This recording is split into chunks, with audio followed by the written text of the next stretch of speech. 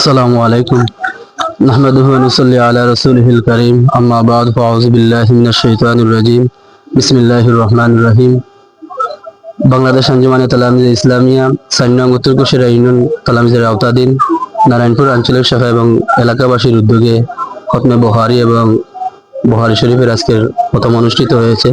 সেজন্য আল্লাহ রাব্বুল আলামিনের দরবারে সর্বপ্রথম শুকরিয়া জ্ঞাপন করছি যে অত্যন্ত মোতাবরক একটা মাসে, যেই মাস হচ্ছে আকায়ে মাওলা তাজদারে মদিনা রাহমাতাল লিল আলামিনের আগমনের মাস, সেই মাসে তারা পবিত্র ঈদে মিলাদুন নবী সাল্লাল্লাহু আলাইহি সাল্লাম উদযাপন উপলক্ষে বুখারী শরীফের খতম অনুষ্ঠিত হয়েছে। সেই জন্য আমরা সর্বদা শুকরিয়া জ্ঞাপন করছি এবং পাশাপাশি আসলে আমরা অত্যন্ত খুশি যে একটা আঞ্চলিক শাখার পক্ষ থেকে এবং গ্রামের মুরব্বিনের গ্রামের সহযোগিতার মাধ্যমে এবং গ্রামের যুবক ভাইদের অত্যন্ত পরিশ্রমের মাধ্যমে তারা যে একটি বুখারী শরীফের খতমের আয়োজন করেছে, সেই জন্যই বাংলাদেশ আঞ্জুমানে তালামিযে ইসলামিয়া ফেঞ্চিগঞ্জ উপজেলা তালামিযের পক্ষ থেকে সর্বপ্রথম ধন্যবাদ জ্ঞাপন করছি।